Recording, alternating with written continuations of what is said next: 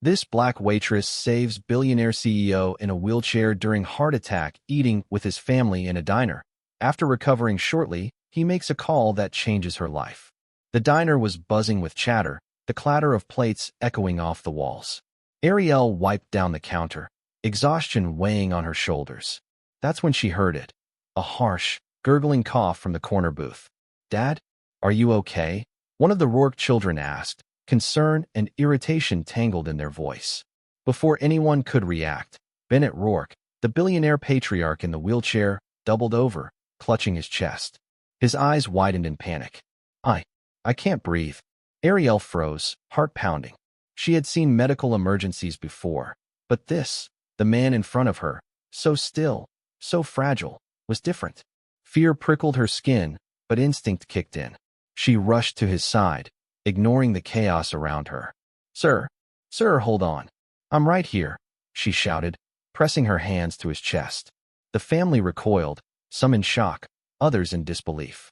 "Move her," Bennett's son barked. "She doesn't know what she's doing." Ariel's eyes flashed with determination.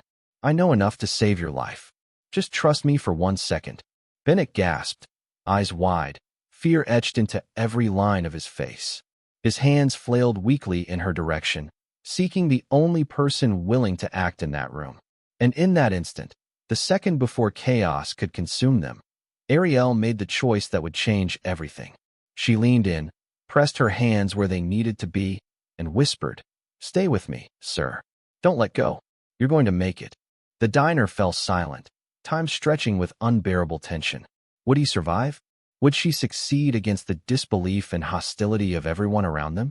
That moment, fraught with fear, courage, and the weight of life itself, marks the beginning of a story about heroism, injustice, and a single act of bravery that would ripple far beyond the walls of this ordinary diner.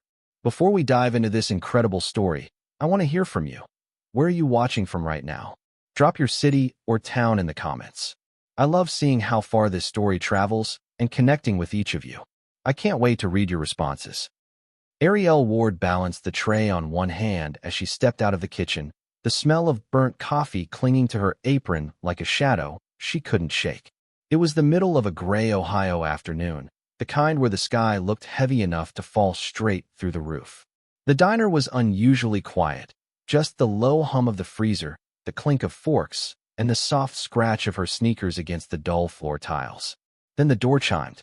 A cold gust pushed in, followed by a family whose presence seemed to pull all the warmth out of the room. At the front was a tall, severe-looking woman in a tailored coat. Behind her, 2 grown men, both wearing the same expression of permanent annoyance. But it was the figure in the wheelchair that made Ariel pause. Bennett Rourke. She recognized him instantly, the billionaire CEO whose photo was always floating around the news. He was older than she expected, with a face carved by decades of stress and silent battles. His hands rested on the armrests of the wheelchair, stiff and pale. His family walked around him like he was a piece of expensive luggage they were forced to drag along. Ariel straightened her posture and approached with a polite smile. "Hi, welcome to Debbie's Diner. Table 4. "We know how many we are," the woman snapped. "Just seat us somewhere clean."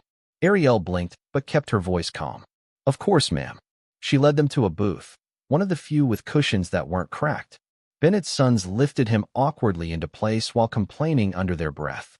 Ariel tried not to stare, but something about Bennett seemed fragile, not just physically, but hollow in a way she didn't have words for yet. "What can I get you all today?" she asked, holding her notepad ready. The woman didn't look up. "We'll need a minute." Ariel nodded and stepped back, though she could feel their eyes tracking her like she was some sort of inconvenience. She had been a waitress long enough to recognize the feeling. People who thought her apron was a lower rank in life. People who scanned her skin before her name. She inhaled slowly, pushing the thought away. Rent was due in 6 days. Her grandmother's medication was running out. She didn't have the luxury to take offense. A cough echoed sharply from the booth. Ariel glanced over. Bennett was rubbing his chest, his face tightening. She took a step forward, then stopped herself. Maybe he was just clearing his throat. The family didn't seem to care. The 2 sons were bickering about business, while the woman scrolled through her phone. Another cough. Harder this time. Ariel felt her heartbeat rise. Something wasn't right.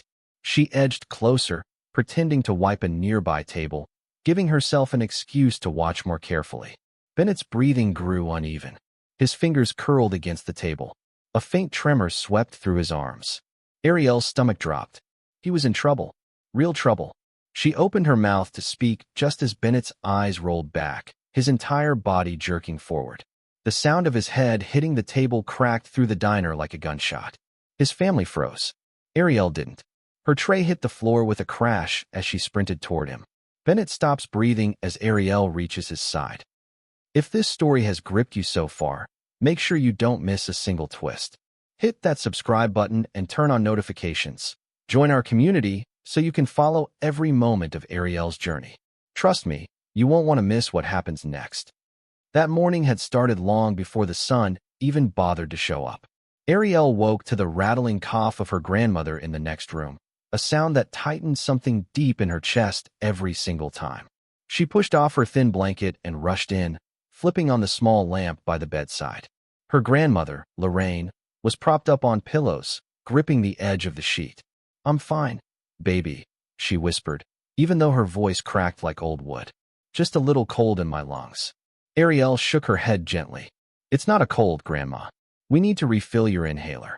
Lorraine gave a soft smile, one that always made Ariel feel both loved and guilty. "We will. After payday." Payday. A word that felt more like a finish line she never quite reached.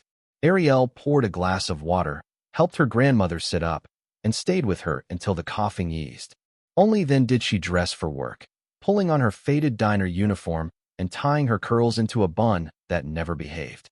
Her reflection in the cracked bathroom mirror showed tired eyes, dark circles, and a heart that felt heavier each day. But she forced a smile. "You got this," she whispered to herself. "Just one shift, one day at a time." The bus ride to the diner was slow and loud, filled with the hum of people who were also trying to survive their own battles. Ariel held her bag tightly, thinking about the overdue electric bill, the medication costs, and the text from her landlord asking when she planned to handle her responsibilities. She tucked the phone away before the anxiety could sink its claws deeper. When she finally stepped into Debbie's diner, the smell of frying bacon and burnt toast hit her. The old neon, open sign buzzed like it was complaining too. "Morning, Ari," called her co-worker, Trina, who was already tying her apron behind her back. "Girl, you look like you fought a tornado and lost." Ariel laughed weakly. "Thanks. Love you too." Trina grinned and nudged her shoulder. "Smile a little. Customers tip better when you look happy." "Yeah," Miguel chimed in from behind the counter, wiping a glass. "If you smile any less, the health inspector might shut us down." Ariel rolled her eyes but couldn't help a small grin. "Y'all are ridiculous." These were the quiet moments that kept her going. Light teasing, familiar voices, the sense of belonging even in a place that smelled like grease and old stories. It was the closest thing she had to a break. By the time her shift fully started, she had slipped into her routine. Take orders, deliver plates, refill drinks, ignore rude comments. Survive. Just survive. She never imagined that today would be different. Hours later, she heard the diner door chime. The moment everything began to shift. She saw Bennett Rourke's family enter, all sharp stares and colder energy than the gray sky outside. And now, back in the present, the scene exploded. Bennett's body lurched violently. His wheelchair tilted, then toppled sideways with a metallic crash that echoed across the diner. He hit the floor hard. Ariel screamed his name as she lunged toward him. Ariel dropped to her knees beside Bennett, her hands trembling as she reached for him. His face had turned a frightening shade of gray, his lips pale, his breathing ragged and uneven. She placed a hand gently on his shoulder. "Sir, can you hear me?" Her voice shook, but she fought to keep it steady. Before she could do anything more, the tall woman, clearly the matriarch, stormed forward, heels clicking sharply against the tile. "Don't touch him," she snapped, grabbing Ariel's wrist and yanking it away as though she were contaminated. "We don't know what you people carry." Ariel froze. She didn't have time to react, but the sting of the words landed hard. "Mom, calm down," one of the sons muttered, though his tone made it clear he agreed. "Let the professionals handle it." "What professionals?" the other son barked. "We're in a diner. She's a waitress, not a medic." Ariel swallowed hard. Bennett was gasping now, short, sharp breaths that didn't sound like they were doing anything at all. His hand twitched, reaching upward, but falling back limply against the floor. He needs help now, Ariel said, forcing strength into her voice. Call 911. Please. The older son scoffed. Oh, now she's giving orders? The woman crossed her arms tightly. This is exactly why your father shouldn't be dragged into these low-class places. Look what happens when we try to treat him normally. Ariel lifted her chin. I'm trying to save his life. You've done enough, the woman snapped. But Bennett's eyes rolled slightly, unfocused, and a rattling sound slipped from his throat, one that made Ariel's blood run cold. She ignored the family's hostility and leaned closer. She had seen this before. Not on a billionaire, not in a fancy suit, but in her grandmother years ago when she had collapsed in their kitchen. Ariel had been 16, terrified, convinced she was about to lose the only person who had ever truly loved her. A paramedic had taught her CPR that day while guiding her through the motions. She never forgot. Move, Ariel said, firmer now, directing her words at the sons blocking her. He's in cardiac distress. If we wait, he'll die. The older son stepped toward her, his voice low and sharp. If my father dies today, it won't be because of you. Don't you dare touch him. Ariel held her ground. You're wasting time. The woman hissed through clenched teeth. Just call for help. Why is this girl trying to act like a hero? She's trying to act like she knows something, the younger son muttered. Probably wants attention. Or money. Ariel's breath caught, but she didn't argue. She didn't care what they thought. She cared about Bennett, whose chest was rising slower, slower. Inside her mind, she repeated the CPR steps like a quiet prayer. Check breathing. Call for help. Begin compressions. Her palms tingled, ready. She hovered, waiting for even a sliver of space so she could reach him. But the family crowded her out, arguing among themselves, shouting orders that made no sense. Then the sound came. A long, low exhale, followed by nothing. Bennett's chest stopped moving. Ariel's heart slammed against her ribs. He wasn't breathing. Ariel didn't wait for permission. The moment she realized Bennett's chest had gone completely still, something fierce and unstoppable rose inside her. She shoved past the younger son so hard he stumbled back, startled. Hey, he snapped. But Ariel was already kneeling beside Bennett, her hands placed directly in the center of his chest. He's not breathing, she said sharply. Call 911 right now. The older son fumbled for his phone, cursing under his breath. The mother paced in tight circles, her voice shrill with panic. This is unbelievable. This can't be happening. Someone do something. I am doing something. Ariel shot back, and before anyone else could interfere, she locked her elbows and pressed down hard. 1 compression, 2, 3. Her palms pressed into Bennett's sternum, each push steady and rhythmic, her breath trembling but her focus razor-sharp. Stop, the mother cried. You're hurting him. Ariel didn't look up. He's already hurt. He needs blood flow to his brain or he won't survive. Step back. Her voice cracked on the last word, but it didn't weaken. It was a command, and it landed. The family froze, unsure, unsteady, no longer certain they were the ones in control. Ariel kept going. Compress. Release. Compress. Release. Her arms burned, but she didn't slow.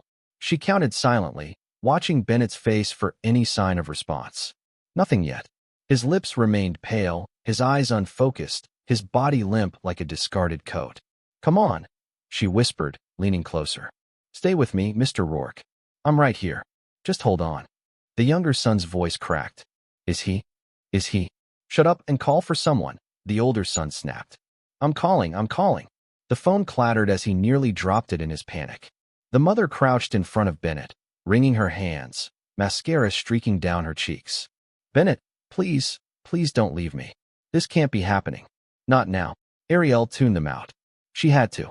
If she let herself hear the fear in their voices, the hopelessness in the quiet around them, she might lose the rhythm. And he needed the rhythm. 30 compressions. 2 breaths. 30 compressions. 2 breaths. Her mind drifted for a half-second, back to the tiny kitchen in her grandmother's house, to the paramedic who had coached her through her first CPR attempt. Don't watch their face, he had said. Just watch their chest rise. That's how you know you're giving them a chance. She watched Bennett's chest now. Rise. Fall. Even if weak, even if shallow, he was getting air. She forced more into him. She pumped life into him with every desperate press of her hands. Sir, she whispered again, her voice breaking. Please don't die today. Not like this. Fight. Behind her, chairs scraped, footsteps shuffled, someone sobbed. The diner felt like it was holding its breath, the world narrowing to just two people on the ground. The waitress who refused to give up and the billionaire whose life hung on the thinnest thread. Come on, Bennett, Ariel murmured. Come back to me. Come back. She paused for half a second and pressed her fingers to the side of his neck, searching, searching, searching. Her stomach twisted. There was no pulse, not even the faintest flutter. Bennett's pulse had disappeared. The distant sound of sirens cut through the chaos, faint at first, then growing louder, closer, until the wailing pitch seemed to shake the diner windows. Ariel didn't stop CPR. Her arms ached. Sweat slid down her forehead. Her breath came in quick, sharp bursts, but she kept going, pushing Bennett's chest with every ounce of strength she had left. Come on, she whispered urgently. Please just stay with me. The moment the front door burst open, two paramedics stormed inside with bags, gloves, and raw urgency etched across their faces. Who's CPR certified? The older paramedic barked. I am. Ariel gasped, not stopping her compressions. Good. Keep going, he said as they dropped to their knees beside her. You just bought him time. They quickly took over, one attaching sticky ECG pads to Bennett's chest while the other took over compressions with swift, practiced force. A portable oxygen mask was fitted over his face, and four-line was prepared. Pulse, the younger paramedic asked. Faint. Very faint. The older man glanced at Ariel, his tone shifting for just a moment. If you hadn't jumped in when you did, he wouldn't even have that. Ariel's hands fell into her lap, shaking uncontrollably. She sat back on her heels, chest heaving, not sure if she was breathing for herself or for him. The family hovered nearby, silent now, pale, trembling. Fear had replaced all the arrogance. The younger paramedic placed a gentle hand on Ariel's shoulder. His voice softened to something she wasn't used to hearing anymore, warmth. You did good. You hear me? You kept him alive long enough for us to work on him. That matters. Ariel bit down on her trembling lip, feeling tears sting behind her eyes. She nodded once. I just did what I could. It was more than most, he replied. Behind them, the older paramedic prepared the portable defibrillator. Charging, he said calmly. Stand clear. The family stumbled back, gasping as Bennett's body jolted from the shock. His chest rose sharply, then fell. The ECG beeped irregularly, like it wasn't sure what rhythm to settle into. Again, the paramedic ordered. Another shock. Another jolt. Another moment where time held its breath. Then, beep, beep, beep. Weak, unstable, but present. He's got a pulse, the younger paramedic shouted. The mother collapsed into a chair, sobbing with her hands covering her face. One son sank onto the floor, leaning against the booth as if his legs no longer worked. The other paced in small, frantic circles, pulling at his hair. The paramedics worked quickly, lifting Bennett onto a stretcher and securing oxygen, straps, and medical equipment all in smooth movements. They pushed him toward the exit, voices steady and professional. We need to move now. Life support is prepped in the ambulance. Ariel stood slowly, wiping her sweaty palms against her apron, her heart still thundering from the effort. She watched them while Bennett out, feeling a strange pull in her chest, as though a part of her was leaving with him. Then she heard footsteps behind her. The daughter, a woman Ariel hadn't noticed earlier, sharp cheekbones, trembling hands, eyes red from crying. She stood inches from Ariel, voice shaking with fury. You touched my father without permission, she said, pointing a trembling finger. You assaulted him. You could have killed him. Ariel's breath caught. The mother looked up. Both sons turned. Eyes, cold, furious, and blaming, locked onto her. Bennett's daughter steps closer, accusation hanging in the air. You're the reason he almost died. The words hung in the air like a blade, sharp, unfair, and aimed straight at Ariel's chest. She opened her mouth to respond, but before any sound came out, the diner door swung open again. This time, it wasn't paramedics. It was the police. Two officers stepped inside, one older with tired eyes, the other younger and alert, scanning the shaken faces of the Rourke family, the staff, and Ariel still kneeling on the floor. The flashing red and blue lights outside cast long streaks across the diner walls. "Police," the older officer announced. "We got a call about a medical emergency and a possible altercation. Someone want to tell us what's going on?" The Rourke daughter stepped forward immediately, voice cracking with manufactured distress. "That woman," she jabbed a finger at Ariel, "touched my father without consent. She shoved us, got aggressive, and then started pressing on his chest like she wanted to break him." Ariel felt her stomach twist. "I didn't shove anyone," she said quietly. "He collapsed. I was trying to save him." The younger son jumped in.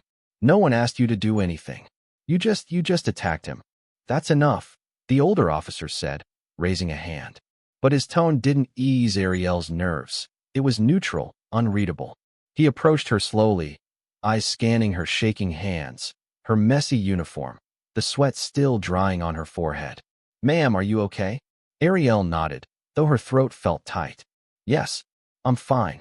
"Did you perform CPR on the man?" "Yes," she said. "He wasn't breathing." The younger officer scribbled something on a notepad.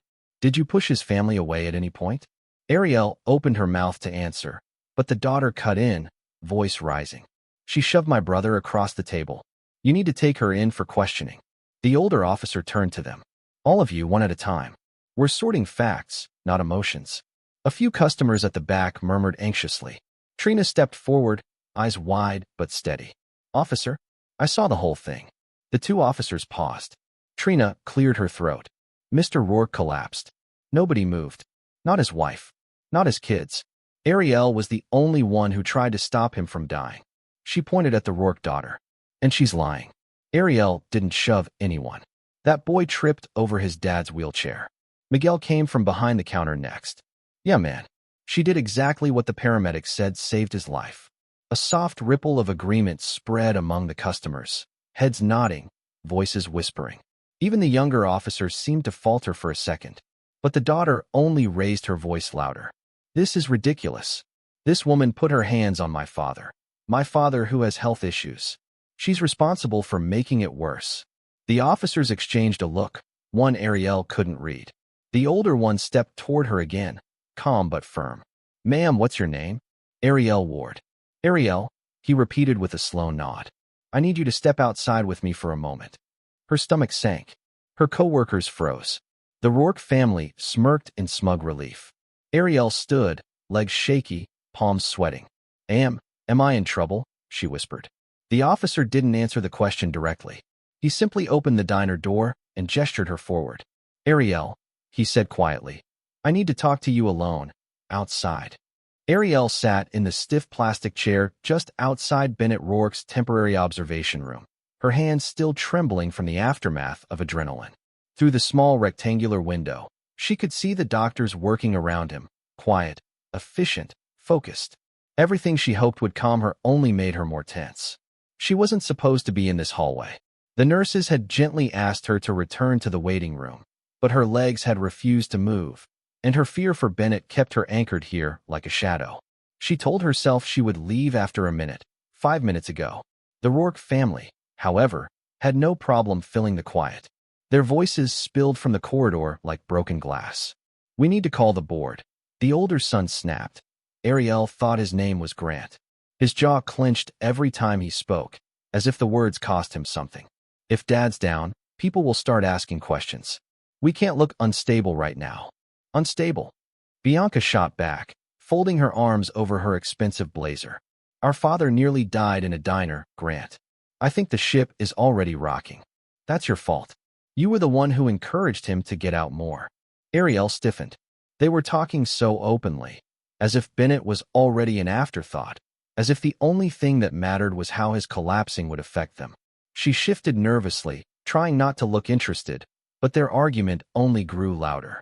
"Do you two ever stop?" another voice muttered. The youngest daughter, Lily, rubbed her temples. "Dad's in there fighting for his life, and you're focused on the company?" "On PR." Grant rolled his eyes. "Don't be naive. If we don't protect the business, the vultures will swoop in. Dad built that empire, and we have to keep it stable until he's back." "If he comes back," Bianca corrected stiffly. A cold wave washed over Ariel. "If?" No one had said it like that before. Lily sucked in a breath. You don't know that. Don't pretend you do. Bianca didn't respond. She looked away, toward the window where the doctors stood, but the flicker across her expression said everything. Fear. Exhaustion. Maybe guilt. Grant stepped closer to her, voice low but still sharp enough for Ariel to hear. If he dies, everything changes. There will be questions about control, asset division, voting rights. Ariel's stomach twisted. Control. Assets. Voting rights. Was this really what they cared about in the middle of a crisis? She swallowed hard. She didn't want to overhear this, but she couldn't unhear it now. And it made her chest tighten, not just for Bennett, but for what he was going to wake up to if he woke up. Lily paced, hugging herself. This is too much. I can't do this without answers. The doctor said he'd update us soon. We need. The doors of the ER suite swung open suddenly.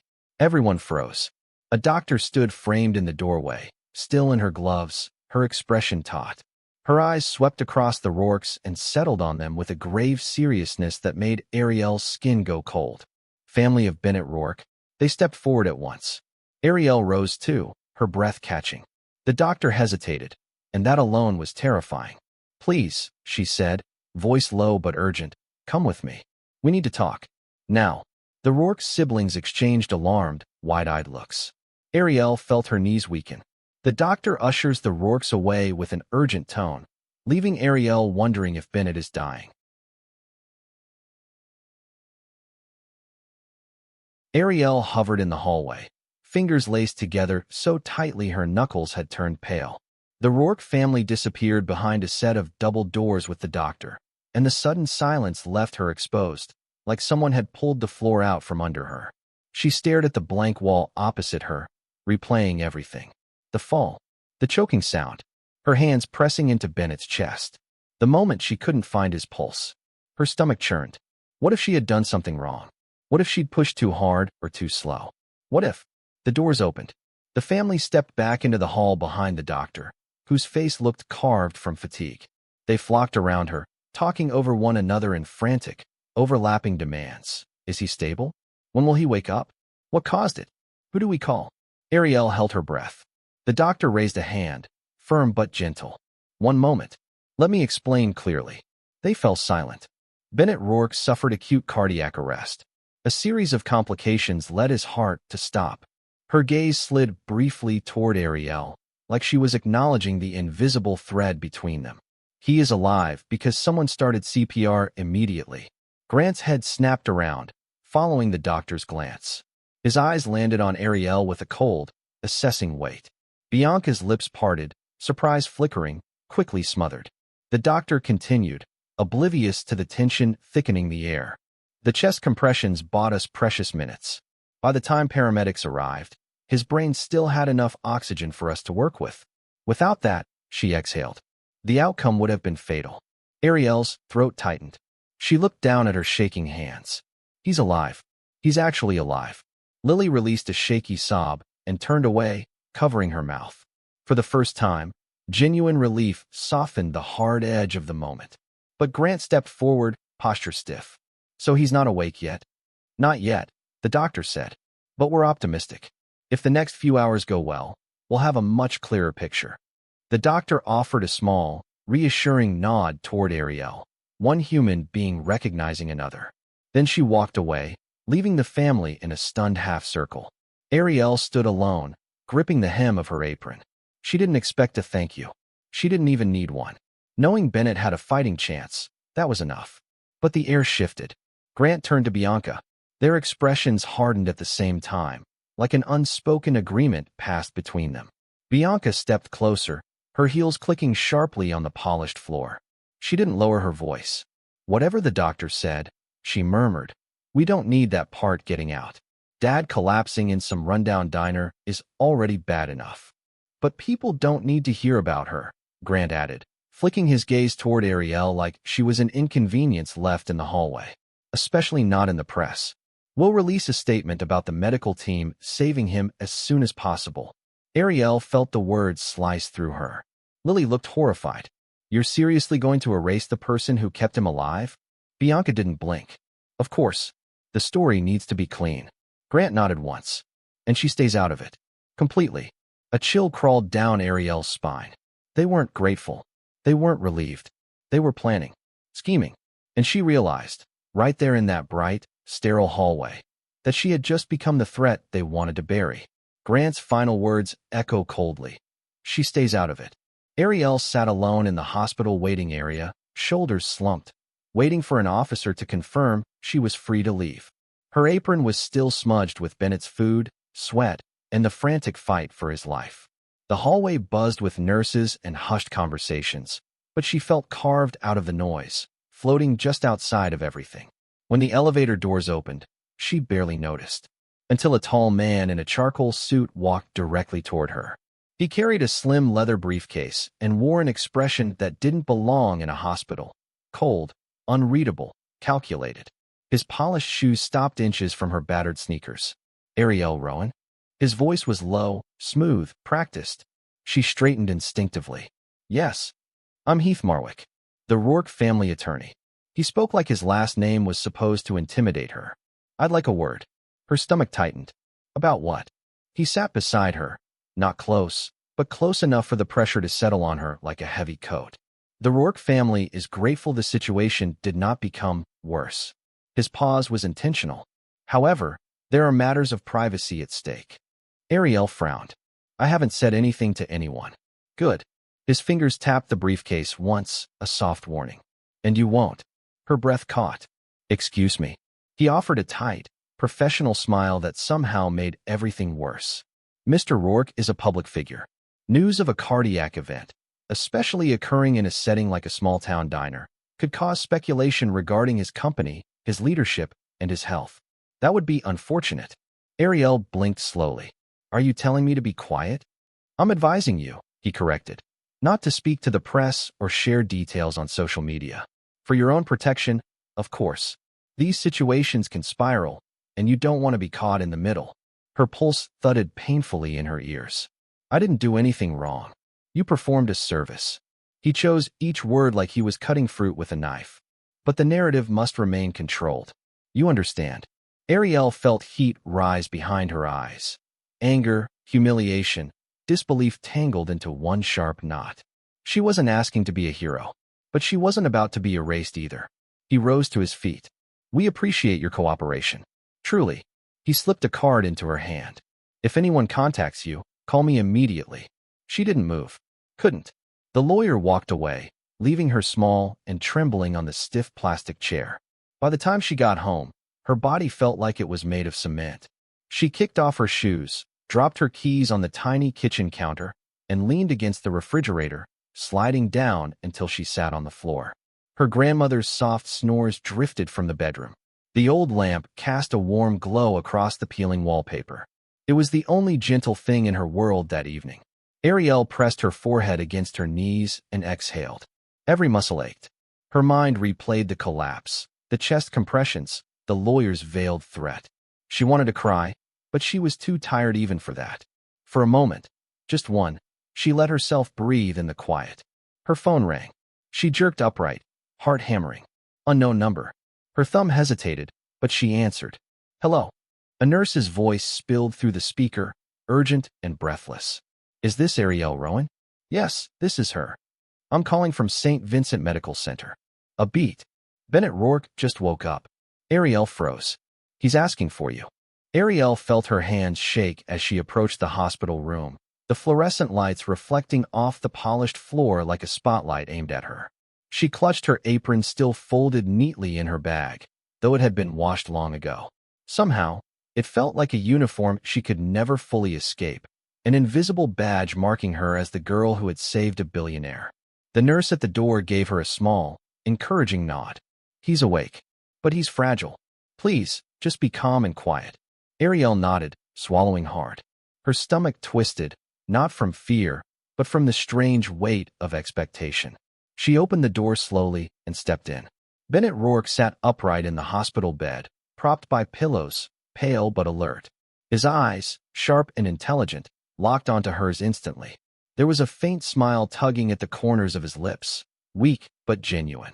You're Ariel Ward, he said, voice hoarse but steady. She swallowed. Yes, sir. I'm just glad you're okay. You saved my life, he said simply, his gaze steady. Not my children. Not anyone else in that room, you. Ariel's throat tightened. The memory of their family's cold eyes in the diner, the accusations, the hostility, flashed in her mind. She lowered herself into the chair beside the bed, careful not to make any sudden movements. I didn't do anything heroic, she whispered. I just did what anyone would do. Bennett shook his head slowly. No, you did what needed to be done. And that's rarer than people know. People are too busy thinking about themselves, about appearances, about blame. But you acted. You didn't hesitate. You didn't calculate. You saved my life. Ariel felt her eyes sting. The praise was overwhelming, unfamiliar. For the first time, she felt the weight of recognition, not from strangers on the street, not from the news, not even from the paramedics, but from the man whose life she had kept hanging by a thread. A quiet pause filled the room. She thought he might drift off to rest, but then he cleared his throat. Tell me, he said, voice rough with exhaustion. Why did my family treat you that way? The question hit her like a punch she hadn't expected. She froze, unsure whether to answer immediately. Her eyes drifted to his children, now lurking outside the room, faces unreadable behind the glass. She could see the resentment, the entitlement, the schemes forming before they even spoke. I don't know, she whispered finally, voice trembling. I guess they didn't see me as a person. Not really. Just a waitress. Someone below them. Bennett's gaze softened. He let out a faint, humorless chuckle, almost a groan. A person? They'll see what kind of person you are soon enough. I can feel it already. She wanted to ask him what he meant, but she didn't. She only sat there, letting the quiet wash over them. For once, there were no accusations, no fear, no threats. Just acknowledgement. Just life. Then Bennett leaned closer slightly, his voice dropping to a whisper. I need to know something about you. About why you saved me without even thinking. Ariel blinked, unsure how to answer. And then he said it, the words cutting through the soft hum of machines and distant hallway chatter. Why did my family treat you that way? Ariel's heart pounds as the question hangs in the air, heavy and raw, demanding the truth she isn't sure she's ready to give. Ariel shifted in the hospital chair, hands clasped tightly in her lap.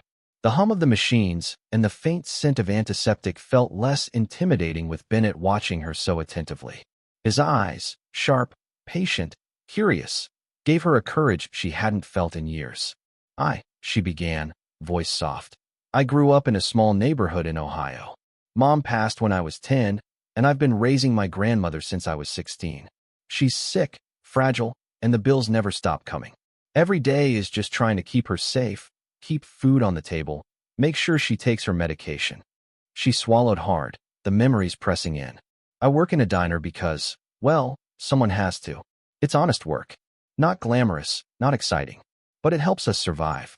Bennett nodded slightly, not interrupting, letting her words flow. Then today, she paused, remembering the cold stares, the insults hidden behind polite phrases, the microaggressions she had swallowed for years.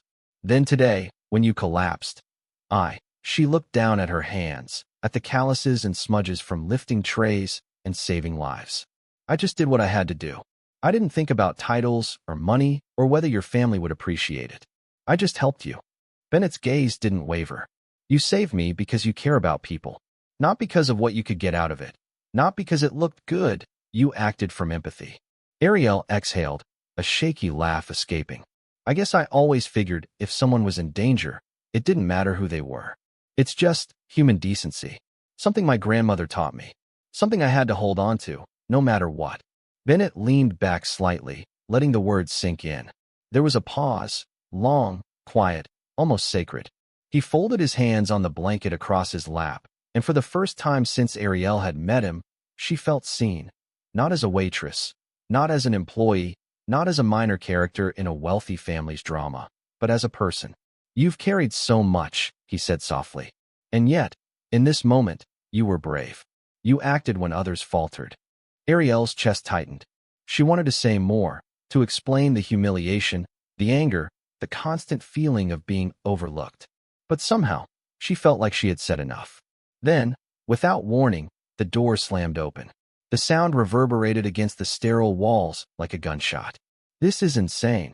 Grant's voice filled the room, sharp and furious. His face was flushed, eyes blazing, veins standing out on his temple. How dare you put him in your hands like that? Do you know what you've done? Ariel stiffened, heart hammering, as he strode in without waiting for anyone to speak, chest heaving with anger. Bennett's head turned toward the interruption, eyes narrowing, but his voice remained calm.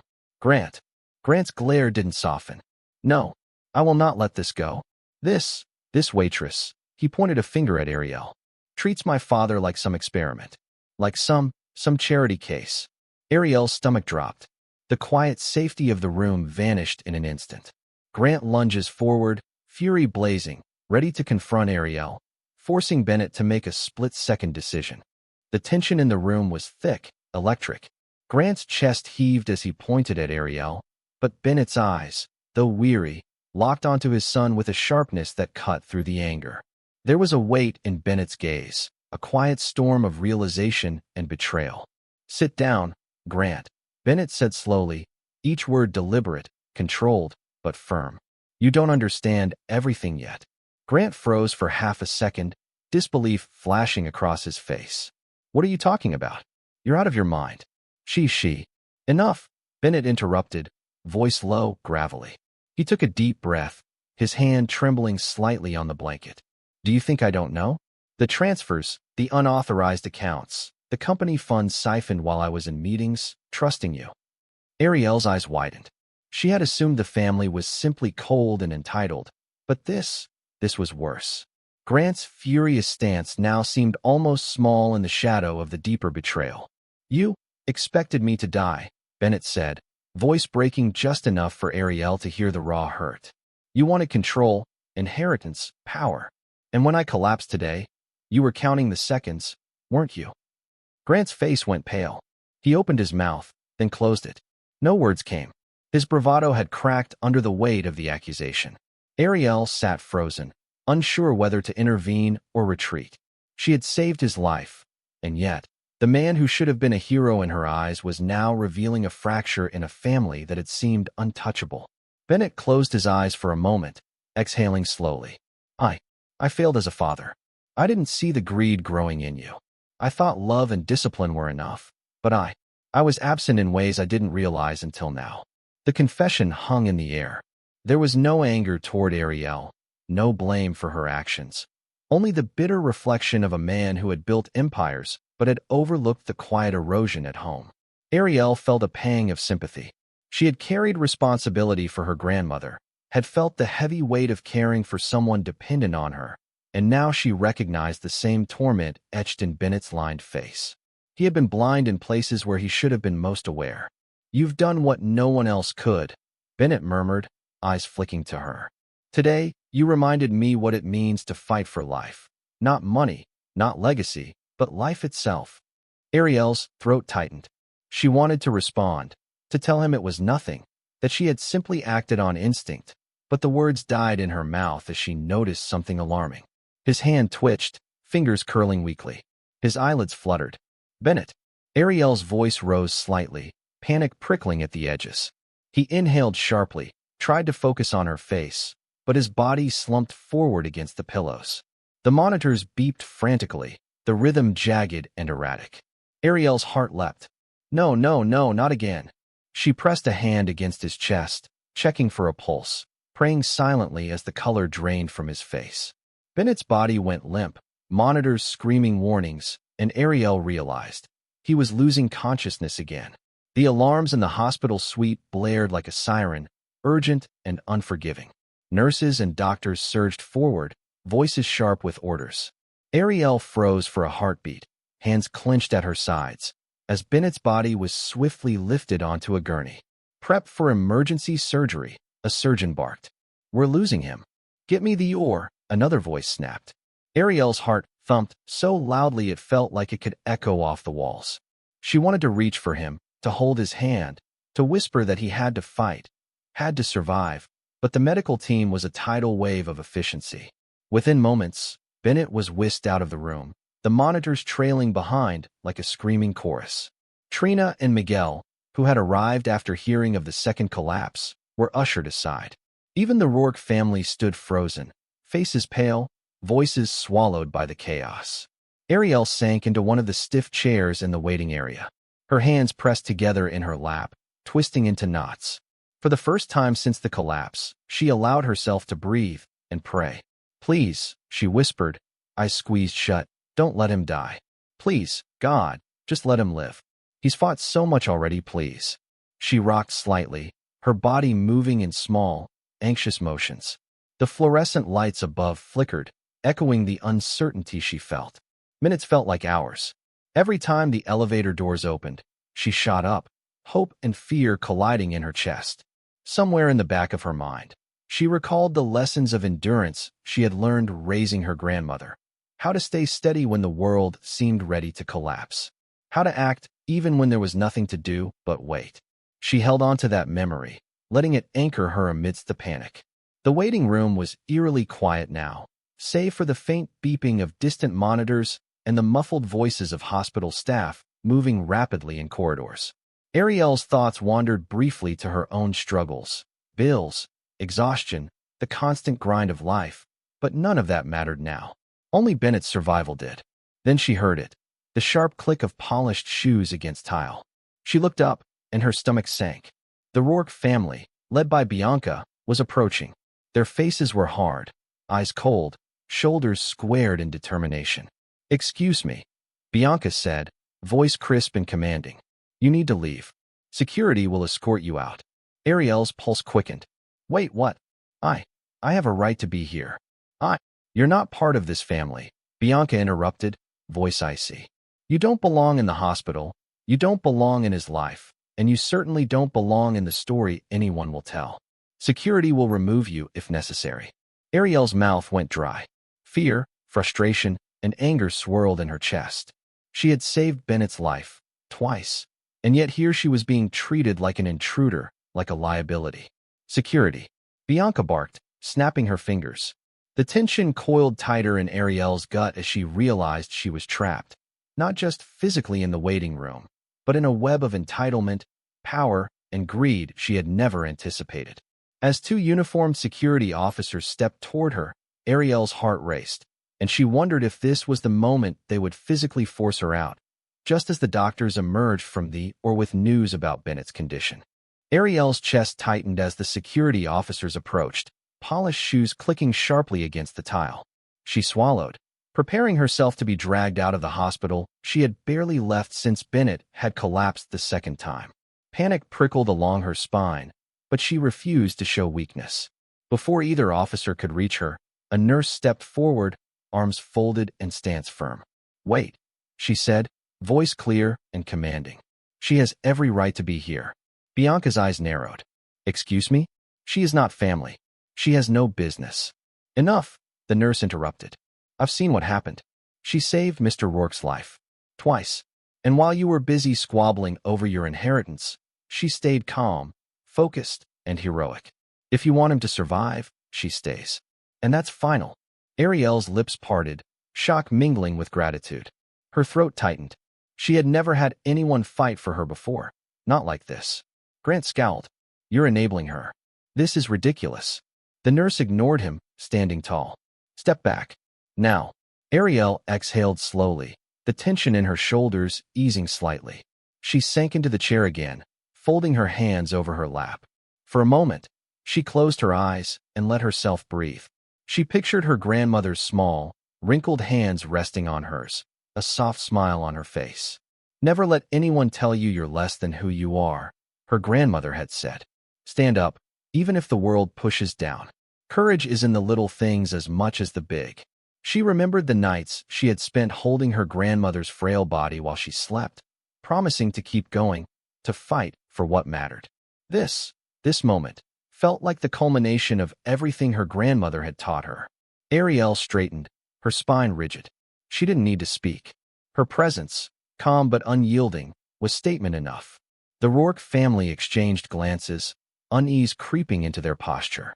Their power and wealth meant nothing in this sterile hallway against someone who had already proven courage beyond anything they could understand. Minutes passed in tense silence. Ariel let her thoughts drift to Bennett, imagining his eyes flicking open to see her sitting nearby, steady, refusing to be intimidated. Suddenly, the double doors at the end of the corridor swung open, and the doors clicked behind them. A hush fell over the waiting room. The surgeon stepped out, his surgical mask pulled down, exposing a grave expression. His eyes swept across the room, landing briefly on the Rourkes, then settling on Ariel. "She's here," he said quietly, almost as if affirming something unspoken. Ariel's stomach dropped. Every nerve in her body tensed, her palms clammy. "What is it?" Trina whispered, stepping closer. The surgeon's gaze remained steady, unwavering. "We need to talk about his condition immediately." The air thickened with tension. The Rourke family leaned forward, anxious, but Ariel felt a flicker of determination. She wasn't going anywhere. Not now, not ever. The surgeon's expression deepened, his voice low but urgent. "There's been a complication, and it's serious." Bennett emerged from surgery, pale and exhausted, but alive. The monitors beeped steadily, each sound a small reassurance that the worst had passed.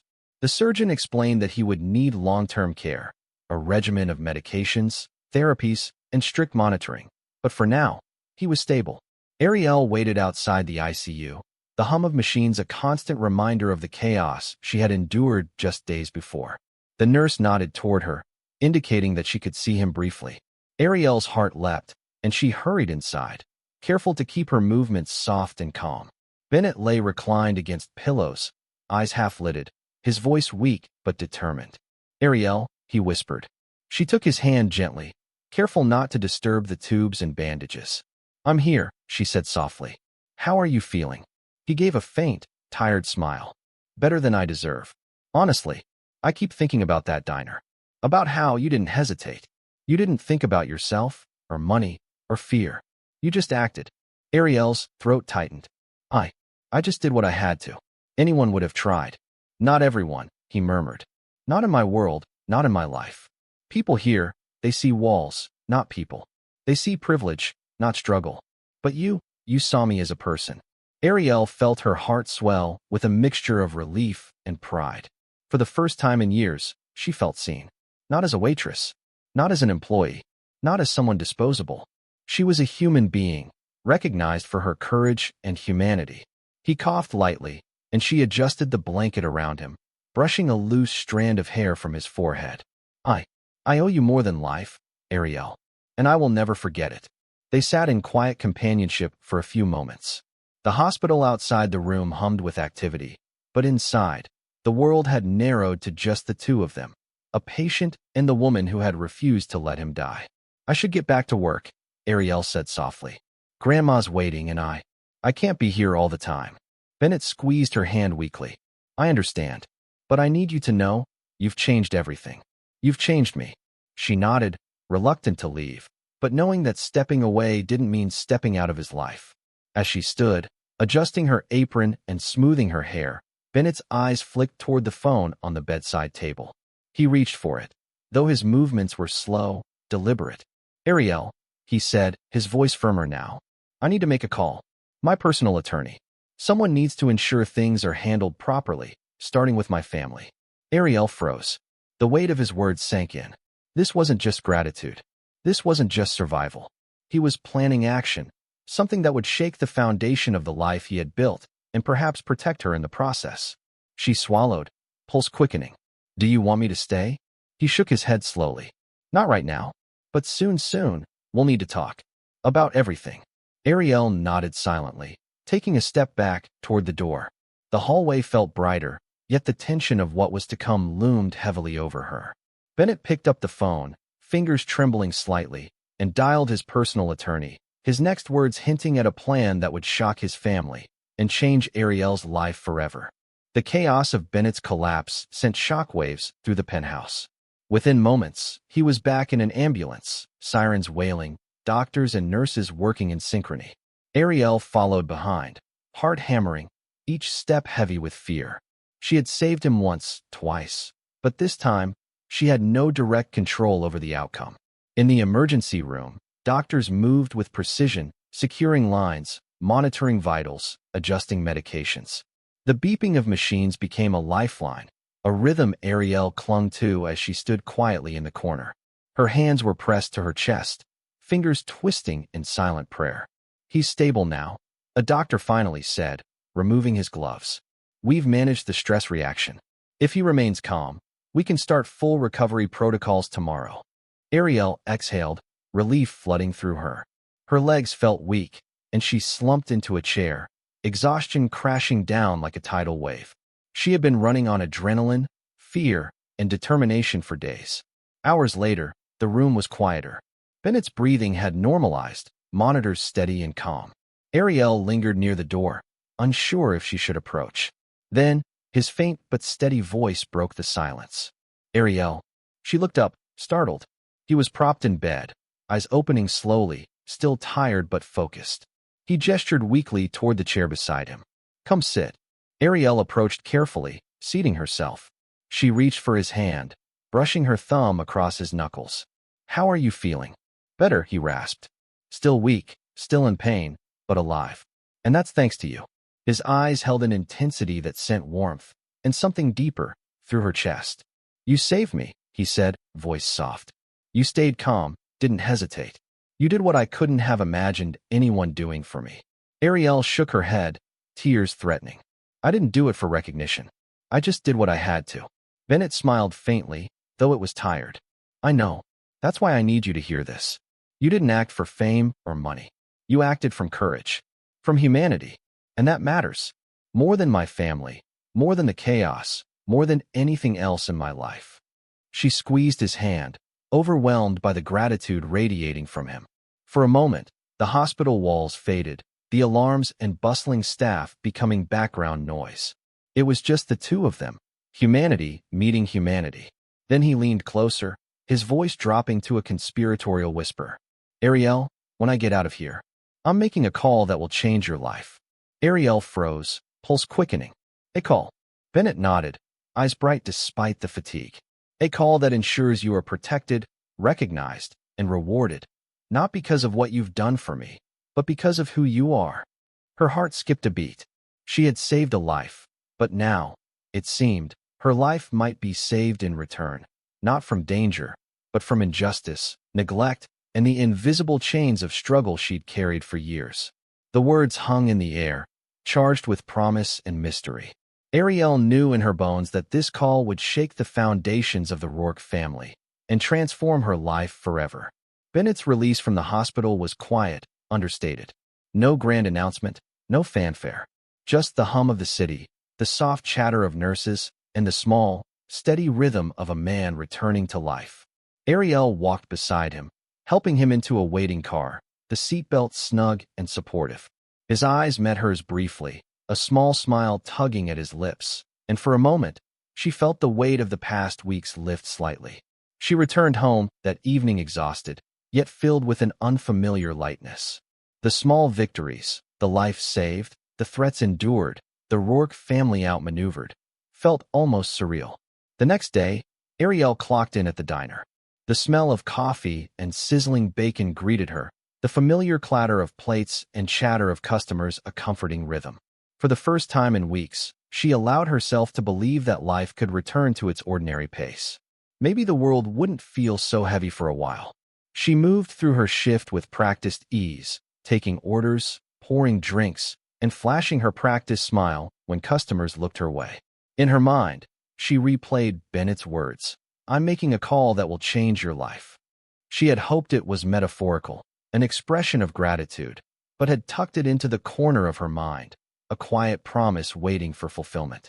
By the time the lunch rush ended, Ariel had slipped into the back, wiping down counters and straightening chairs. She allowed herself a deep breath, thinking of her grandmother's voice in the kitchen long ago. Patience, Ariel. Good things come to those who endure. Her phone buzzed. She glanced down, heart skipping a beat. The name on the screen made her freeze, Bennett Rourke. She tapped the screen, and his deep, familiar voice filled the small kitchen. Ariel, he said warmly, but with urgency. I need you to meet me. At the diner. Tonight. 8 o'clock. Her pulse quickened. Tonight? She asked, trying to keep her voice steady. Is everything okay? Yes, he said softly. Everything's fine. But I want to explain, in person, everything I've been planning for you. I want you there. Alone. Ariel's mind raced. Alone? She could hear the faint clatter of dishes and the muted hum of customers in the background, but her thoughts were elsewhere. After everything, the chaos, the hospital visits, the confrontations, this call felt monumental, almost cinematic. She glanced around the empty diner, the late afternoon sun casting long shadows across the tables. It felt strange, ordinary, yet pregnant with anticipation. For a moment, she allowed herself to imagine what could come next. A reward? A new opportunity? A life she hadn't dared to dream for herself? Her hand tightened around the phone. "I'll be there," she said, voice trembling slightly, not from fear, but from the weight of expectation and the electricity of possibility. As she hung up, Ariel felt the diner around her, the smell of coffee, the clatter of dishes, the hum of a life moving forward. But something had shifted. Something was about to change forever. That evening, as the sun dipped below the horizon and neon lights flickered to life, Ariel walked toward the diner's entrance, unaware that Bennett's call was about to set in motion a chain of events that would upend everything she thought she knew about life, family, and her own destiny. The diner smelled of fried eggs and coffee, comforting and familiar, but tonight it was electric. Ariel's nerves hummed in her chest as she pushed open the door. There, at a corner booth, sat Bennett Rourke, his wheelchair neatly positioned, eyes warm, a faint smile on his lips. He gestured for her to sit. "Ariel," he began, voice calm but full of purpose. "I promised you a call that would change your life. I meant it. And tonight, I'm keeping that promise." She blinked, unsure if she was ready for the conversation, but curiosity rooted her to the chair. "First," he said, handing her an envelope, thick and official. "Your grandmother's medical bills are taken care of. Every debt cleared. You'll never have to worry about her care again." Ariel's throat tightened. I don't know what to say." "You don't have to say anything," Bennett replied. "Second, I want you to lead our community outreach program at the company. Your courage, compassion, and quick thinking. The world needs more of that, and I want you in a position to make a difference, not just for me, but for everyone else who might not have someone watching out for them." Tears pricked her eyes. She swallowed, trying to stay composed. I can't believe this. I've never imagined." "There's more," he said, smiling faintly. "I've funded your culinary school dream. You can study, learn, and open whatever kitchen you've imagined. Your talent deserves a chance to grow, just like your heart has already shown it can." Ariel's hands shook as she accepted the documents, visions of a future she hadn't dared to dream opening in her mind. And finally, Bennett said, leaning back, voice soft but firm, "I want the world to know your story. You saved my life. Not once, but twice. You did it without expecting recognition, without hesitation. You acted with courage, humanity, and empathy. And the world should see that. You deserve to be credited publicly, not as a footnote, not as an afterthought, but as the hero you are." Ariel blinked rapidly, overwhelmed by the cascade of change, by the weight of validation she had never received, by the knowledge that her courage had not gone unnoticed. Bennett's gaze softened. Kindness, empathy, courage, these are not small things. They ripple outward in ways we can never fully predict. You were a hidden angel in the middle of chaos. Never underestimate the power of humanity or the quiet strength of someone the world often overlooks. Ariel swallowed hard, absorbing the gravity of the moment. The diner, the smells, the light filtering through the windows.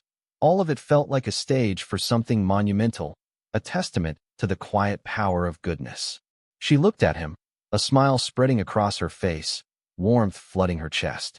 "Thank you," she whispered. Bennett nodded, eyes twinkling. "Now, go out there and keep being extraordinary. The world needs it." Ariel turned slowly, standing in the warm glow of the diner, looking into the camera, into the hearts of those who would hear her story. Her voice was steady, quiet, but charged with meaning. What would you do if your act of kindness changed someone's life? In a world often blind to the quiet courage around us, empathy and humanity are the truest forms of power.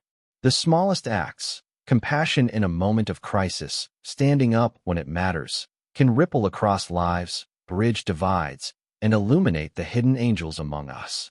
Thank you for watching this story all the way through. If Ariel's courage and kindness moved you, hit that like button, subscribe, and share this video with someone who needs a reminder that one act of bravery can change a life. And I want to hear from you. What would you do if your act of kindness changed someone's life? Comment below, and let's keep this conversation alive.